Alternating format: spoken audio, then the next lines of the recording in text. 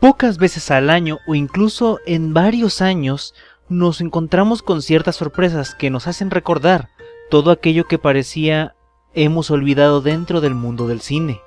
A pesar de que el cine nos debería ser siempre serio, ya que a final de cuentas es un medio de entretenimiento, por lo cual la gente busca este objetivo ante el costo de un boleto de 50 pesos o más para entretenerse simplemente. Pero nunca cae mal una película que nos deje pensando más de unos cuantos minutos. Nunca hace falta una de esas tramas que nos tratan de reflejar la ficción a la que nos hemos acostumbrado, pero eso no implica que para contar una realidad no se pueda usar de por medio la fantasía. La inesperada virtud de la ignorancia no es más que un juego mental en el que podemos ver cómo los excesos pueden acabar con nuestra realidad en más de una forma. Y así fue como se manejó Birdman. Una película que estaba dando mucho de qué hablar en festivales de cine y que realmente yo tenía unas altas expectativas a la hora de ir a verla. ¿Cuál fue el resultado? Una película que cumplió de inicio a fin y que nos entregó una de las mejores cintas del año. Si bien yo no soy amante del cine de Alejandro González Iñárritu, es más, puedo decir que soy de los pocos que odian el cine de Iñárritu, esta película logró callarme la boca. Y realmente todo lo que vi en Birdman me encantó, comenzando con su elenco bien armado y que da unas muy buenas actuaciones, por una trama que nunca decae y que con ello conlleva a que el público se encariñe también con el personaje, sintamos sus derrotas, sintamos su dolor, su furia y al mismo tiempo su melancolía. Si bien el cine de Iñárritu se ha caracterizado por hacer puras historias tristes, solo hay que ver Beautiful, hay que ver la mayoría de historias de Babel. Pero con Birdman logra algo diferente. Si bien la historia de Birdman es una cinta bastante melancólica, nos encontramos con una melancolía agradable. No sé si se pueda describir muy bien esto, pero es una de esas cintas en la que la tristeza no te llega como tiene que llegarle al personaje. Sientes lástima por él, sientes que el mundo le está yendo encima al pobre, pero aún así tienes la sensación de que es más íntimo lo que estás viendo a una simple melancolía de película que está programada para que uno se sienta miserable, se sienta triste por lo que está pasando y que al final salgas de la película suspirando o dando un aliento de me alegro de no ser la persona que está en pantalla, me alegra no tener su vida. En esta cinta, a pesar de que la melancolía es un camino muy largo a través de ella, nos encontramos que es el mejor exponente para llevar a cómo el ser humano reacciona ante estas emociones. No solo plantearnos la idea del hombre deprimido, sino llevar a esta persona a los horizontes, a los extremos que nos pueden llegar las depresiones a llevar. Las formas en que cae uno cuando su carrera se está yendo al drenaje después de haber sido Birdman durante tantos años y que después de haber encarnado al personaje que le dio tantos millones en su tiempo, ahora está tan encasillado en él que nadie cree que pueda volver a actuar. La forma en que esto lo impulsa a tratar de hacer algo, que la obra que está intentando llevar en Broadway termine siendo el boom que lo devuelva a la fama, o al simple hecho de que lo vuelvan a catalogar como un actor de verdad y no solo como una superestrella de Hollywood que cobra billones de dólares al año para interpretar a un personaje salido de un cómic. De hecho, la película trabaja una crítica muy seria al cine de superhéroes, los llega a llamar en más de una ocasión el cáncer del cine contemporáneo, y que es un retrato del irrealismo que hoy en día el séptimo arte se ha convertido, o al menos eso te lo tratan de plantear, que ya no hay actores de verdad y simplemente solo son estrellas que se esconden tras un par de mallas o armaduras de metal para crear historias donde solo explotan cosas y hay diálogos encasillados. Birdman es una serie crítica que funciona bastante bien y nos presenta la idea de cómo la gente puede demigrar tanto al teatro contemporáneo solo porque no son estrellas de cine las que aparecen dentro de estas obras. De hecho, es el reflejo de Broadway en esta película, donde muestran que el cine puede ser un gran elenco de teatro, puede ser una enorme obra de teatro, una película, aunque la gente no lo entienda como tal. Y de hecho Birdman así es. La película tiene unos enfoques de cámara tan íntimos que siguen al personaje durante toda la cinta, que curiosamente el 80% de la película ocurre dentro de un edificio que está unido a un teatro, nos llevan a sentir que estamos viendo una puesta en escena que funciona como un mensaje a que la gente consumimos tanta cosa genérica que ya no sabemos apreciar qué es lo bueno y qué es lo malo. En pocas palabras, podría decir que Birdman es un análisis de la naturaleza cambiante de la fama. Cómo se corrompe poco a poco una persona dentro de la farándula, cómo empieza a decaer y cómo al decaer, caer al punto más bajo de su carrera, tratan de levantarse de nuevo y demostrar que realmente son actores y no solo un personaje de ficción que entretuvo a las masas durante sus tiempos en el cine. El elenco, interpretados por el protagonista Michael Keaton, seguido por Emma Stone, Edward Norton, Zach Galifianakis, Naomi Watts y muchos más, tienen un buen trabajo en escena. Realmente cada actor está muy bien, hacen la película muy creíble, sobre todo la dupla de Michael Keaton y Edward Norton. Los dos cuando están en escena, cuando tienen diálogos donde interactúan, son tan bien combinados, hacen una buena química que es muy llevadera, muy realista y a uno nos mantiene interesados de ver más escenas con ellos para ver qué va a ocurrir. Michael Keaton creo que es el mejor personaje que ha hecho en muchos años, después de la desagradable sorpresa que nos dio su personaje en Robocop o incluso la aparición que tuvo en otras películas. En esta llega a dar un peso fuerte, a demostrar que es un actor que aún tiene lo que se necesita para poder hacer una buena película, una buena actuación y que sobre todo lleva el peso de ella encima todo el tiempo. Si bien los demás actores están ahí porque también tienen que dar su punto, toda la película se centra en el personaje de Michael Keaton que trata de recuperar su fama con una obra de Broadway, trata de demostrar que sí puede ser un actor de verdad ante los ojos de las demás personas y no solo la sombra de Birdman. La idea de cómo el mismo retrato, la misma idea de Birdman de su pasado le habla al oído para estarlo molestando, estarle recordando cómo eran de famosos y ricos en aquellos tiempos, por qué no siguieron haciendo más películas. Es algo interesante porque interactúa la persona con sus memorias, provocando un choque entre lo que desea olvidar y lo que desea hacer. Y en intermedio se encuentra él mismo, sentado en la idea de que no puede abandonar a Birdman, pero tampoco quiere seguir siendo la sombra de este personaje, intenta evolucionar.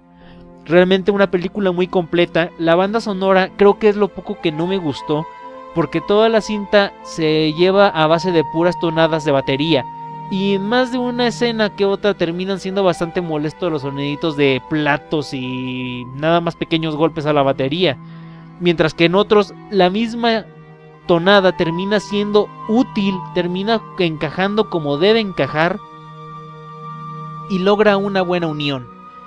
Los efectos especiales que se utilizan para algunas escenas donde se junta la fantasía de Birdman con la realidad del personaje terminan siendo impresionantes y en más de una ocasión a uno los van a sacar de onda, pero a final de cuentas es entendible. Es la idea de cómo la fantasía puede ser utilizada para contar lo que pasa dentro de la mente de una persona sin perder al final de cuentas el realismo y la seriedad que trata de tener la película. Birdman es una película que nadie debe perderse.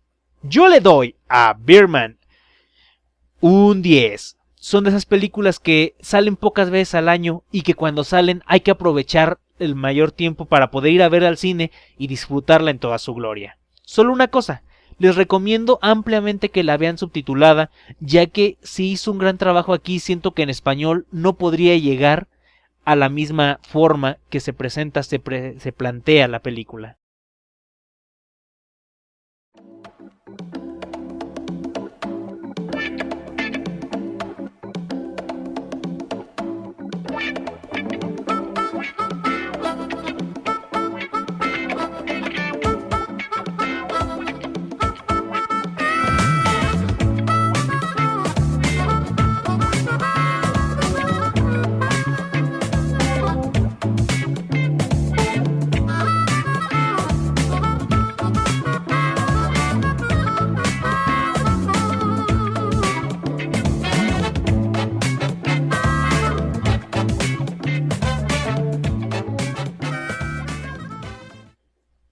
Como cada año en las últimas o inicios de noviembre, Disney nos lanza una nueva película de su autoría, en esta ocasión otra cinta en animación 3D y que tiene el mismo fetiche que ha tenido Disney desde Enredados, el cual es reciclar personajes. Bien, esto es Grandes Héroes, o como se conoce en Estados Unidos, Big Hero 6. Una película que mucha gente estaba esperando y que por alguna razón está teniendo un gran apoyo en redes sociales, lo cual siento que está bien para la gente que le gustó, pero se está sobrevalorando demasiado la película, a tal grado de que están llamándola ahora en estos momentos un nuevo clásico de Disney. La película transcurre en la metrópolis ficticia llamada San Tokio, una mezcla de San Francisco y Tokio. Hiro Hamada es un chico prodigio de 14 años que está emocionado y fascinado con el mundo de la robótica y la ingeniería. Cuando su hermano crea a un robot llamado Baymax, este personaje termina convirtiéndose en su nuevo mejor amigo después de la muerte de su hermano Tadashi.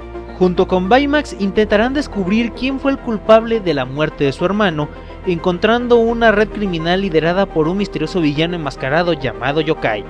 Para encontrar al asesino y detener a los criminales, Hiro decide formar un equipo de poderosos superhéroes llamados Big Hero 6, o en traducción en México Grandes Héroes, que incluye a Wasabi no Ginger, Honey Lemon, Gogo Tomago, Fredzilla, Baymax y él mismo. La película prácticamente es una adaptación del cómic de Marvel llamado Big Hero 6, pero lamentablemente ahí está el primer problema con la película. Dice estar basada en algo y realmente no tiene nada del cómic. Los personajes han sido remodelados totalmente para darle un enfoque completamente Disney y peor aún, sus tramas han sido cambiadas. Un ejemplo claro sería Baymax, que en el cómic termina siendo un personaje que es una máquina con el cerebro del padre de Hiro y Tadashi. Pero aquí solo terminó siendo un invento que creó el hermano antes de fallecer. También nos encontramos con otros personajes que fueron remodelados completamente y que no tienen ningún sentido. Un ejemplo claro, Fredzilla pasó de ser una persona que se convertía en un enorme lagarto a convertirse a alguien dentro de una botarga que fácil podría pasar por la vaquita Lala o tal vez por una botarga muy mal hecha de Godzilla. La película tiene puntos a favor. Comencemos con la animación. Nadie puede negar que la animación de Big Hero 6 está muy bien hecha. Tiene muy buenas tintes futuristas, esa combinación extraña pero a la vez agradable de combinar lo americano con lo mangaka.